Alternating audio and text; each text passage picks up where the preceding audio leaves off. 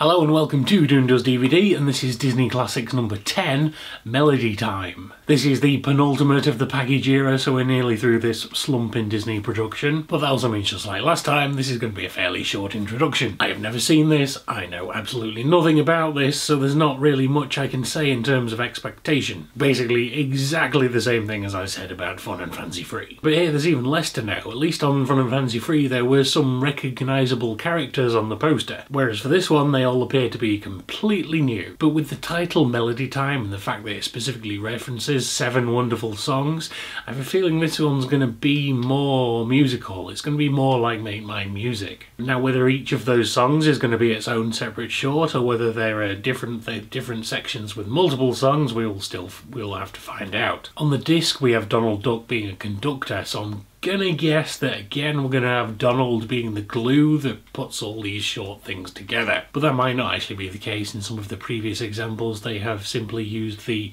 best segment as a representative of the whole thing rather than what would make the most sense story-wise. So without further ado, let's just jump in and see what this one's all about.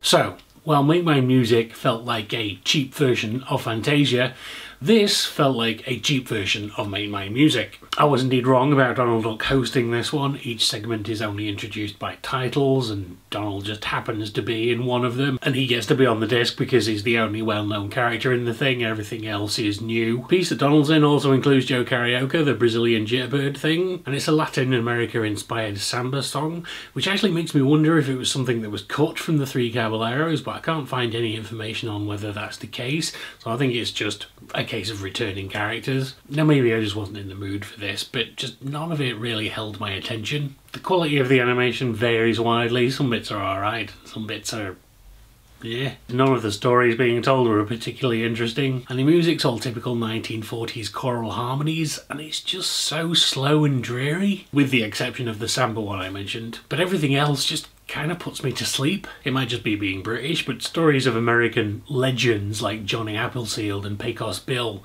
just don't really hold a lot of interest for me. I happen to see a couple of reviews online calling this the best of Disney's package era, but unless I'm completely missing something, in my mind it's the worst. Technically we've still got one more to go, but I already know that that one's more of a story-based thing with only 2 shorts, and that definitely sounds preferable to these weird 40s singing ones. And so with that said, I don't really have much else to say about it. If I ever ranked all the Disney films, which I'm not actually going to do, but if I did, that would be very near the bottom. So that's all for this week, I'm afraid. Did I miss something? Tell me about that in the comments down below, and I will see you next week with the adventures of Ichabod and Mr. Toad.